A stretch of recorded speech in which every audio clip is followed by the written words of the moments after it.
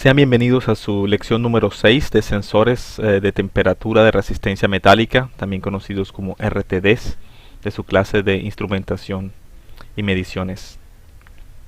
En este capítulo quisiéramos observar cuál es el principio de funcionamiento de los sensores RTD, además cómo están hechos por dentro, de qué consisten, qué variantes hay, cómo se conectan y finalmente algunas aplicaciones. Para empezar, el tema de sensores de temperatura de resistencia metálica, cuyo nombre común es RTD y su significado en inglés es, como está aquí, Resistance Temperature Detector. Quiero introducir entonces su símbolo eléctrico, como el que está acá. Es simplemente a manera de un resistor, indicación que es variante y que depende de la temperatura. O también tenemos este símbolo que tiene una especie de zigzag cuadrado, que significa es un elemento que varía con la temperatura, como lo indica la letra T aquí. El símbolo más significa que la resistencia de este elemento aumenta cuando aumenta la temperatura. El aspecto físico de este elemento puede ser, así como vemos, es una vara, o puede ser un conector con efectivamente una punta, varios elementos con punta o pequeño. El principio de funcionamiento que utiliza es la resistencia. El RTD, o el sensor de temperatura de resistencia metálica, utiliza un alambre, y cuando la temperatura se incrementa en ese alambre, la resistencia de este aumenta. La resistencia sabemos que obedece a una fórmula, la que tenemos acá. Resistencia es igual a resistividad por longitud sobre área. Del alambre, el área no cambia, el área transversal del alambre. Su longitud tampoco cambia. Así que lo que cambia es la resistividad. Esa resistividad es una propiedad del material. Cuando la temperatura sube, en el caso de los metales, la resistividad también sube. Y ese es el principio de funcionamiento. Queremos medir temperatura basado en el cambio de resistencia de un alambre. Para diferentes materiales tenemos diferentes cambios de resistividad con respecto a la temperatura. Por ejemplo, tenemos el platino. En este caso, el platino, símbolo químico PT, tiene una resistividad a temperatura de referencia, temperatura 0 grados centígrados, de 10,6 por 10 a la menos 8 ohmiómetro. Otros metales como níquel, wolframio o cobre poseen en el mismo orden resistividades menores, 6,8, 5,6, 1,7 por 10 a la menos 8. Ahora, la resistividad de estos materiales cambia con la temperatura, a saber, aumenta con el aumento de temperatura. ¿A qué ritmo? A través de un coeficiente llamado coeficiente térmico, cuya unidad es 1 sobre grado Kelvin. En el caso del platino es 3,9 por 10 a la menos 3. En el caso del níquel es una cantidad mayor, 7 por 10 a la menos 3. Wolframio 4,5 por 10 a la menos 3 y cobre 4,3 por 10 a la menos 3. Entonces vemos que en esta tabla el material que más posee sensibilidad al cambio térmico es el níquel, con 7 por 10 a la menos 3. Hay algunas ventajas que nos permiten utilizar un material u otro, por ejemplo su estabilidad térmica, el costo y la facilidad para fabricar entonces un alambre delgado y enrollarlo, comprimirlo en el espacio del sensor. Uno de los sensores más populares de los RTD es el de platino, como lo veremos más adelante.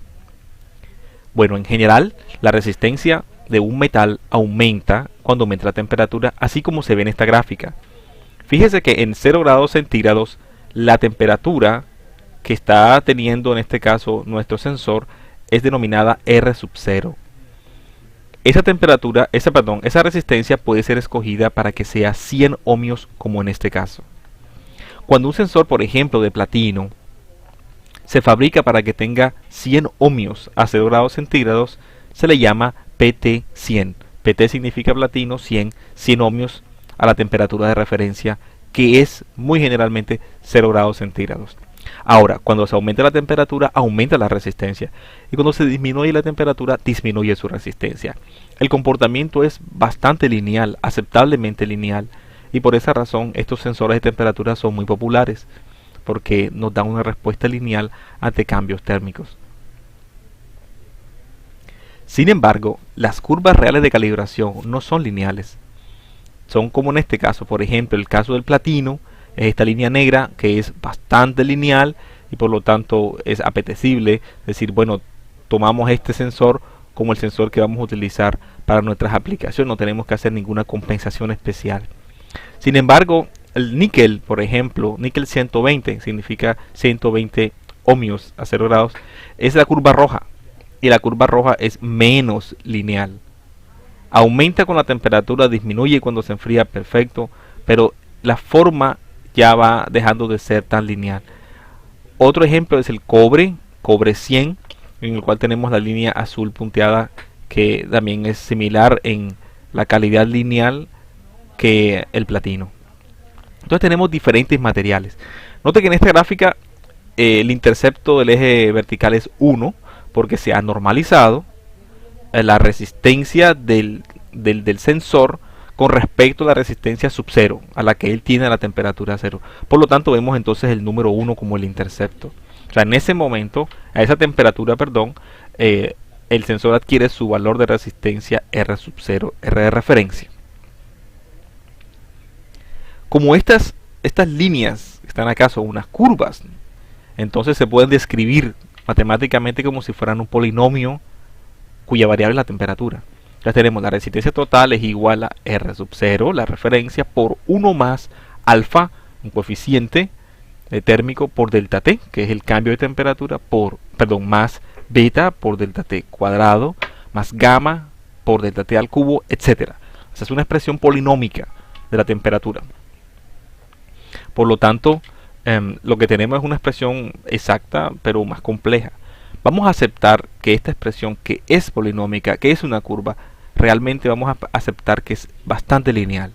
Por lo tanto, entonces nos vamos a quedar solamente con los primeros términos, 1 y alfa delta t. De esa manera la relación que tenemos es ahora lineal. Esta es una aproximación, pero es una aproximación bastante válida. Los RTD están compuestos por dentro, como ya se ha explicado, de un alambre. Este alambre, para que pueda tener una resistencia de referencia, digamos que podamos utilizar como 100 ohmios o como 1000 ohmios, significa entonces que debe tener una larga longitud. Y como este alambre entonces no cabe si lo ponemos sencillamente estirado, pues tenemos que enrollarlo de alguna manera para poderlo comprimir en el cuerpo del sensor. Entonces hay varias formas. Por ejemplo, la primera que tenemos aquí es el sensor como tal, tiene una base, un aislamiento de cerámica, tenemos un aislador cerámico, o sea, una base cerámica como un cilindro, alrededor del cual se enrolla el alambre. De este caso es de platino. Entonces se le llama RTD bobinada. Hay otra forma de hacerlo en el cual tenemos una bobina suspendida. En este caso tenemos de nuevo una bobina, pero que está dentro del cuerpo del sensor y tal vez hace una vuelta, otra vuelta, tal vez hace unas 2 vueltas y entonces va hasta los terminales.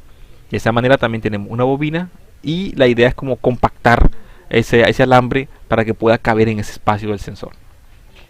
Y hay otra última fabricación que es de película metálica. Estos sensores son generalmente planos en su forma y sobre ellos se dibuja entonces un camino hecho con metal a manera de una línea que se dibuja, pero esta línea está hecha con metal. Por lo tanto es un conductor delgado que tiene una gran facilidad de absorber el calor de un cuerpo que también sea plano. Entonces se coloca el sensor en el cuerpo que está plano y él absorbe ese calor ahí y es pasado entonces al conductor y él cambia su resistividad y con eso podemos saber que su resistencia se ha alterado. Y de esa manera entonces podemos saber qué temperatura hay en el sensor y por lo tanto en el cuerpo que estamos midiendo. Vemos entonces que hay diferentes fabricaciones y también se hacen los sensores con diferentes referencias. Por ejemplo, R0. Un caso muy común es el de platino 100 ohmios, platino 100, PT100. Pero también puede haber platino 25, platino 400, platino 1000, 2000, etc. También hay tungsteno o wolframio para 10, 50, 100 diferentes resistencias de referencia a 0 grados centígrados. También hay para níquel, cobre, balco, etc. Y también existen intervalos en los cuales se puede utilizar estos sensores. Por ejemplo, en el caso de platino, menos 260 a 900 grados centígrados, un intervalo bastante bueno. También tenemos tungsteno con parecido ese intervalo. Níquel es un poco más estrecho. Y así tenemos otros sensores que nos dan diferentes márgenes de trabajo. Por lo tanto, podemos entonces empezar a diferenciar. Necesito un sensor para este intervalo de temperatura, con este coeficiente, con esta sensibilidad, con una resistencia específica de referencia a 0 grados centígrados. Son cosas que nos dan para escoger. Entonces ahora quiero visitar una página web. Si tú quieres aprender un poco más alternativamente de RTDs, puedes visitar a Wikipedia, en el cual te dice de manera muy sintáctica en qué consiste y también cómo poderlos están formados. En el caso de los RTD de película metálica, pues te dan la gráfica y te explican cómo se puede producir y las ventajas y desventajas que posee. Tenemos el RTD bobinado y finalmente el RTD con bobina suspendida. Entonces esta información está disponible para ti, para que realmente puedas entender el concepto que está detrás de esto. Al final hay una tabla que compara las resistencias de estos sensores a diferentes temperaturas. Por ejemplo, tenemos en la izquierda la temperatura menos 50, menos 45, etcétera, hasta 0, y así va subiendo hasta, en este caso, 200 grados centígrados, y respectivamente las resistencias que ofrecería un PT100, un PT1000 y otros elementos llamados termistores, que son basados en semiconductor, que es otra lección de nuestros sensores. Pero ahí puedes, por ejemplo, comparar y ver los resultados y tener entonces una primera idea de cómo operan estos sensores. Con respecto a la forma, el encapsulado en el que viene el aspecto físico, primero hay los sensores pequeños, como estos de 2 terminales, son RTDs, utilizados para entonces mediciones de temperatura en cosas ya más pequeñas, cerradas, tal vez en un tablerito, tal vez en algún lugar donde se requiera medir temperatura, pues se pueden utilizar estos sensores. Pueden estar inmersos en la sustancia que se le mide la temperatura, o no, pueden estar en contacto con el aire y se le mide temperatura entonces al aire. Existen ahora otros sensores que son de tipo ya industrial, en los cuales se necesita medir, por ejemplo, la temperatura de un fluido que está muy caliente, o dentro de un tanque que hay un proceso químico. Para ello se utilizan sensores que están recubiertos por unas vainas o unos encapsulados, como lo ven aquí, unas varillas huecas que entonces protegen el sensor y permiten el paso de temperatura. Entonces aquí tienen la foto de algunos de ellos, y que consisten no solamente en el palo donde está dentro del sensor, sino también tienen una cabeza, y en la cabeza te permite abrirla y hacer la unión o las conexiones que la persona necesite. Entonces hay diferentes tipos de sensores también en este aspecto. Hay algunos que no poseen esa cabeza, sino que directamente tienen los terminales en los cuales se va a conectar. No tienes la opción de cambiarlos. Bien, estos sensores, que son ya grandes, consisten entonces en una cabeza, como he explicado, una parte de un tornillo que se ajusta esa cabeza al cuerpo en sí de la punta del sensor. Ese tubo se llama tubo protector, punta, vaina, tiene diferentes nombres, y dentro de él se encuentra entonces el elemento sensor, que es este que está aquí. Entonces este es el elemento como tal. Dentro de él está entonces el arrollamiento del alambre, ya sea de platino, de wolframio, níquel, etcétera. Y aquí tenemos los dos conductores que van por el tubo y salen hasta acá. Usualmente lo que hace es que el sensor se pone dentro de la sustancia a la cual se quiere medir la temperatura. Por ejemplo, en este caso tenemos un tanque que tiene una temperatura de 100 grados, como se marca aquí, centígrados. El sensor está inmerso en ese líquido que se está calentando, y aquí vemos entonces el diagrama. Alrededor está el líquido, el calor va del líquido a través del cuerpo del tubo protector hasta el sensor PT100, y nos marca entonces la resistencia de este sensor que está acá. Entonces ahí podemos entonces calcular la temperatura a través de una función o a través de una tabla. Ahora regreso a nuestra discusión de acá. Ahora queremos entonces conectar este sensor, y lo primero que vamos a imaginar es que tenemos un sensor de 2 terminales. En este caso lo que podemos utilizar es un puente de Wheatstone. Así tenemos entonces dos ramas que inicialmente deben ser simétricas. Por ejemplo, R1 y R2 son de valores similares, R3 y RT, para cuando la temperatura y la referencia son también de valores similares. De esa manera las dos ramas son simétricas y el voltaje que tendremos acá, VAB, pues es 0, o B menos VA, VA sería 0 en este caso. Entonces ese voltaje le llamamos BS, el voltaje que nos entrega a partir del sensor.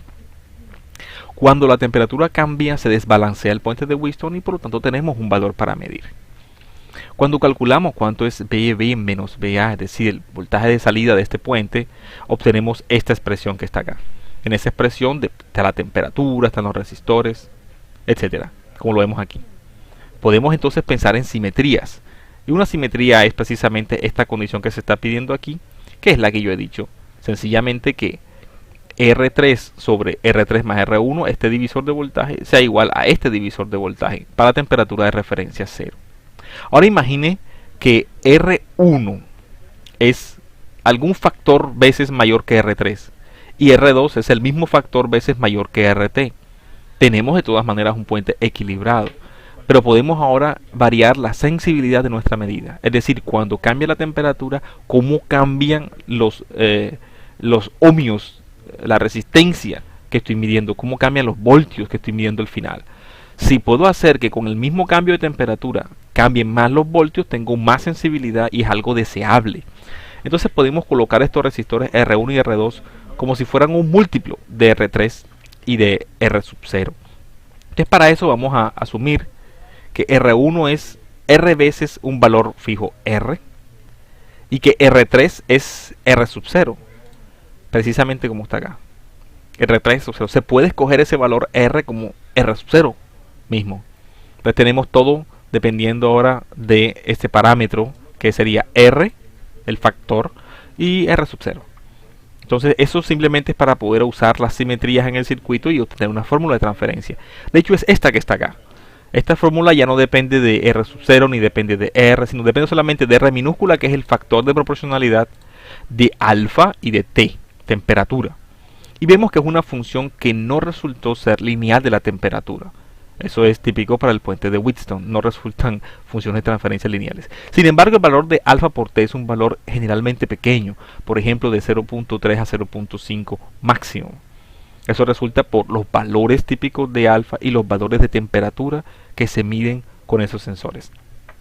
Por lo tanto, si es así, y ese factor R es, por ejemplo, un número como 10 veces, o sea, esta resistencia es 10 veces más grande que esta y R2 es 10 veces más grande que esta, entonces ya tenemos que esta R minúscula vale 10 y es posible en el denominador despreciar ese alfa T. Y cuando lo desprecio tengo una expresión lineal en temperatura, lo cual es interesante. Me dice el voltaje de salida es igual a la alimentación por una constante y la temperatura, o sea, lineal en temperatura proporcional. Estando la situación así, tenemos R aquí, y aquí aparece ya el coeficiente R minúscula, R por R0, R por R0 aquí, R0 de este lado y RT, que es R0 cuando la temperatura es 0 grados centígrados. Así las cosas, entonces uno puede decir, vamos a suponer que ese alfa T correctamente es un valor pequeño con respecto a R más 1. Entonces podemos expresar esta función así. Le llamaremos a eso la versión lineal, VS lineal, L lineal. Aquí observo entonces que la salida es proporcional a la temperatura. Lo increíble es que eso es lo más conveniente, es una función lineal y esa es una aproximación bastante aceptable. Se comete un error, por supuesto, con respecto a la salida real completa con todas las cosas incluidas, y ese error se llama el error relativo de la expresión lineal, que está representado en esta expresión. Y ese error relativo será la salida completa menos la versión linealizada sobre la salida completa por 100%. Y este valor resulta ser menos alfa T sobre R más 1. Ahora, eso significa que cuando la temperatura aumenta, aumenta el error. Así que entonces querremos hacer mediciones que sean de temperaturas más bien bajas, para que el error sea pequeño. Ahora miremos, el error disminuye cuando el factor R aumenta. El factor R está en el denominador. Así que si el factor R aumenta, entonces el error disminuye. Entonces, ¿yo qué quiero hacer? Bueno, para tener un error pequeño, aumentaría ese factor R. Es decir, estas resistencias acá arriba serían mucho mayores que la resistencia acá abajo. O las escogería mucho mayores que las de aquí abajo en el puente de Wheatstone. Esa es la motivación que me da aquí. Ahora quiero analizar la sensibilidad, es decir, cuántos voltios hay de cambio cuando cambia, por ejemplo, 1 grado centígrado. Esto se consigue derivando la expresión Vs con respecto a la temperatura. El resultado es este, de manera exacta. Tenemos que la temperatura aparece en el denominador, es decir, mientras la temperatura sube, la sensibilidad es mejor. Por otro lado aparece R, tanto arriba como abajo, de lo cual puedo concluir, bueno, en primer lugar quiero hacer una aproximación lineal. Alfa t voy a aceptar que es pequeño con respecto a R más 1, así que me quedo con la expresión de la sensibilidad lineal. Y ahora noto que cuando R aumenta, la sensibilidad desgraciadamente disminuye. Vea que R está al cuadrado en el denominador y en el numerador está la 1. Así que si R crece, la sensibilidad disminuye, lo cual no es algo deseable. Es deseable que el error disminuya como está aquí arriba, pero no es deseable que la sensibilidad disminuya. De hecho, tengo este problema. En este caso, esta es la sensibilidad normalizada con respecto a R. Mira que el eje es un eje logarítmico. 1 está aquí, 10, 100, punto 1, punto 01, etc. Si R es exactamente 1, es decir, esta resistencia y esta y esta son todas iguales a R0, entonces tengo el mejor caso de sensibilidad. Pero que si R aumenta o disminuye a partir de ahí, la sensibilidad cambia, disminuye de hecho. Así que anteriormente decía, bueno, por cosas del error aumentaría R. Y ahora digo, no puedo aumentar R porque la sensibilidad baja. Entonces estoy en un dilema, debo saber qué quiero escoger, de minimizar errores o perder sensibilidad, que voy a escoger. Muy bien, esa es parte de la labor del ingeniero, que tiene que decidir cuál cosa va a sacrificar en virtud de otra. Ahora tengo la situación de que cuando conectamos al sensor, y entre el sensor y el puente medidor, el puente de Wheatstone, hay algunos metros de diferencia. Estos metros entonces pueden causar que la medición de la temperatura sea falsada, porque esa resistencia de los cables ahora va el puente de Wheatstone a creer que provienen del sensor. Entonces debe de alguna manera compensarse esa resistencia de los cables. Si hablamos, por ejemplo, de 20, 30, 50 metros de cable entre el punto que se hace la medición y el puente de Wheatstone, donde está la circuitería que hace la medición de voltaje, entonces vemos que eso influye. Igual recuerden que ese RTD es un sensor, es un alambre metálico, así que la resistencia de los cables hasta el sensor tienen el mismo orden de magnitud que la resistencia de ese alambre metálico que tenemos en el sensor. Por lo tanto, son valores comparables. Así que existen métodos para compensar esos errores. Y un método se llama el método de los 3 hilos o 3 cables, en el cual tenemos 2 cables que llevan la energía de la corriente hasta el RTD, y un tercer cable que es en el cual se hace la medición. Como la medición se hace con un elemento de alta impedancia, como por ejemplo un voltímetro, no hay corriente que fluya por esa rama. Si no hay corriente que fluya por ahí, entonces el voltaje que se cae en el cable, llámalo aquí resistencia del alambre, wire, pues taparse la W, ese voltaje que se cae es poco. Por lo tanto, tenemos una medición de voltaje fiel sobre el sensor. De todas maneras, el resultado no es completamente exacto. Hay algunos cálculos para estimar el error que se comete, tanto el error completo como el linealizado, como está aquí el aproximado que está acá, y vemos entonces que aparece la expresión resistencia del cable, es decir, no se puede compensar completamente. Para eso se propone entonces un método en el cual hay 4 hilos. En esta gráfica de acá anterior puedo entonces ver cómo ese error aumenta cuando aumenta la relación resistencia de cable sobre resistencia sub 0. Entonces, a medida que, por ejemplo, la resistencia de cable es un 10% del R sub 0, vemos que el error ya está llegando a 0,07. Es el error que se está marcando aquí, es decir, ya va siendo entonces un 7%. Por lo tanto, entonces se desea, en ese caso, que tengamos una forma de compensar este circuito. Una de las formas también de muy buena compensación, incluso para cuando los cables no tienen la misma resistencia, es el método de los 4 hilos que está explicado en el libro. La medición se efectúa con respecto a un tercer terminal, como lo vemos aquí en el caso anterior, pero después todos los alambres se invierten en la conexión. Es decir, el punto C pasa a estar conectado aquí, como está acá, el punto B' conectado acá abajo, el punto E es el que está aquí conectado, y el punto D está acá conectado arriba. O sea, fue una inversión completa. O sea, midiendo así, ahora tienes una medición a través de un cable y a través del otro. Y si los cables aún no tienen resistencias iguales, lo cual no es el caso normal, pero puedes entonces compensar esas mediciones, tomando una medición, la otra y promediándola. De esa manera entonces puedes tener un mejor resultado. De todas maneras son técnicas especiales para tener una medición muy precisa. Usualmente estaremos en el dominio de simplemente 2 conductores o de 3 conductores.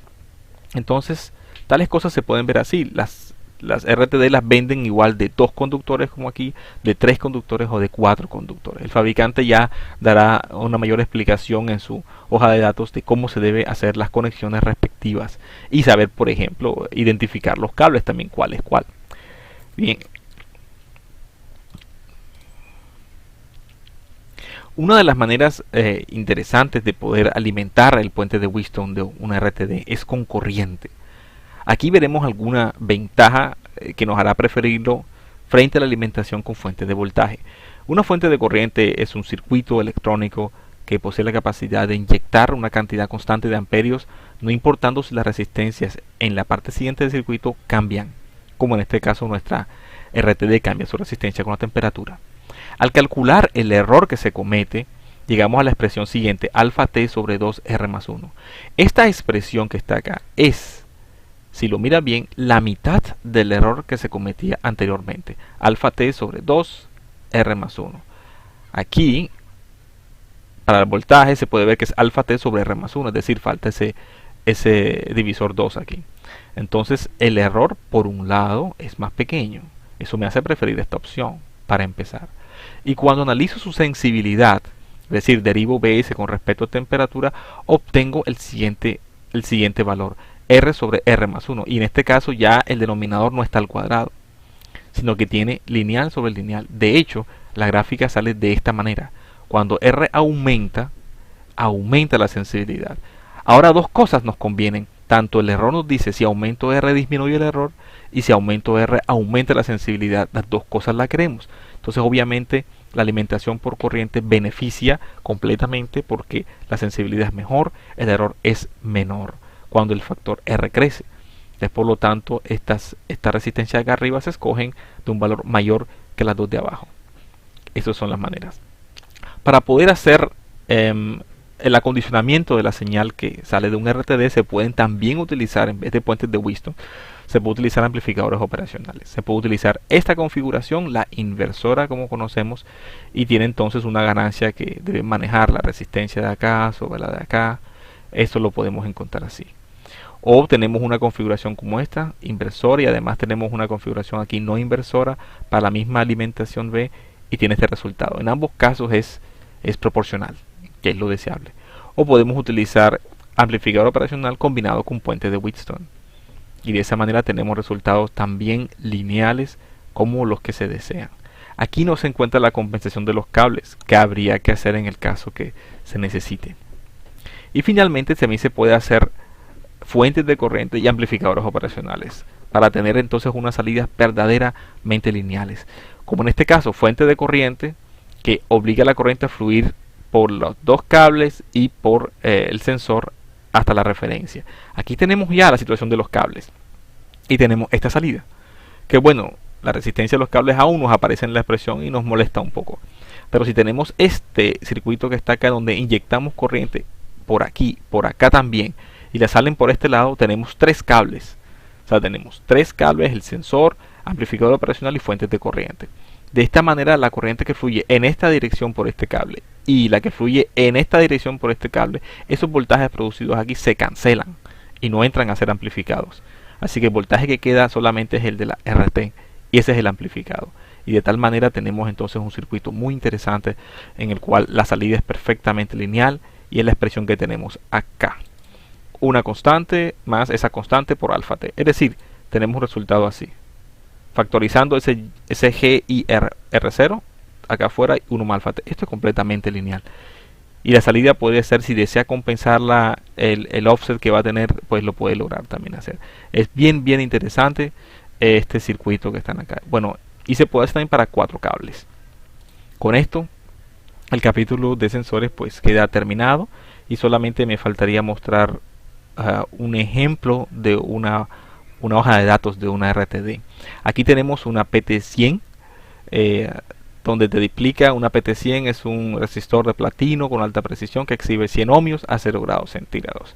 Para poder comprar esta PT100 en un almacén determinado, dicen utilice este código de compra, este código de identificación. R60AS100SL, una cantidad de letras. ¿Qué significarán? R significa que es una RTD, dice aquí. 60 significa, es un código que me dice el diámetro del tubo protector, del tubo externo, sheath diameter, o del forro protector. AS es un código que me dice la resistencia de la que estamos hablando. Es una PT50, una PT100, es una PT500, etcétera. Para cada letra, si es AS, BS, CS, hay un significado de qué tipo de sensor es. El número que sigue, 100, no se refiere a 100 ohmios, se refiere a una codificación de este fabricante para indicarme la longitud del sensor, del tubo del sensor. Entonces, por ejemplo, 100 significa 100 milímetros o 10 centímetros. 200 significa 20 centímetros y así. SL significa en este caso SL significa la terminación. ¿Cómo debe ser la terminación? Son 2 alambritos al aire, son un alambrito con una cabeza, etcétera. Hay diferentes formas de hacer la terminación del otro lado. 3 significa cuántos cables debe tener al final. Por ejemplo, 2 significa 2 cables a la salida, 3 cables, 4 cables, 4 hilos también se dice. P es el tipo de aislamiento que tiene, si es con óxido de magnesio, llenado el sensor por dentro con óxido de magnesio o simplemente aislado con un mineral. Y tenemos otros códigos que significa, bueno, cómo entonces lo quieres terminar con una rosca de algún latón, de algún material. Hay diferencias para aquí. PVC, que si tienes alguna especie de aislamiento basado en PVC y otros ya características. Nos indica cómo pueden ser las conexiones, los colores. Por ejemplo, en el de 2 conductores rojo y blanco, en el de 3 conductores tenemos 2 rojos, 1 blanco, y así 2 rojos, 2 blancos acá. Aparecen 2 sensores porque esta hoja de datos es para sensores también duales, que puede ser uno o dual. Y finalmente una tabla donde tenemos los valores de la resistencia con respecto a la temperatura. Por ejemplo, entonces hablemos en este caso que si tomamos 0 grados centígrados, es decir, aquí tenemos 100 ohmios exactamente, que es la PT100, estamos hablando de la tabla de PT100. Y cuando aumenta los grados centígrados, por ejemplo 100 o 200, vemos cómo la resistencia va cambiando hasta cuando llega hasta 1000. Fíjese bien. Ahora, si yo quiero escoger 130 grados, eso sería así: 100 aquí y 30 grados esta columna me daría 149.82 ohmios. Eso es lo que, así se lee esta tabla. O si quiero, por ejemplo, saber cuál es la resistencia a menos 160 grados centígrados, sería así: menos 100 y camino hasta donde dice menos 60 aquí arriba. Menos 160, 35.54 ohmios. Esta es la manera como se tiene la curva de calibración exacta del sensor, pero que podemos nosotros aproximarlo a un comportamiento lineal. Bueno, con esto entonces se da por terminado nuestro capítulo de sensores RTD. Muchas gracias.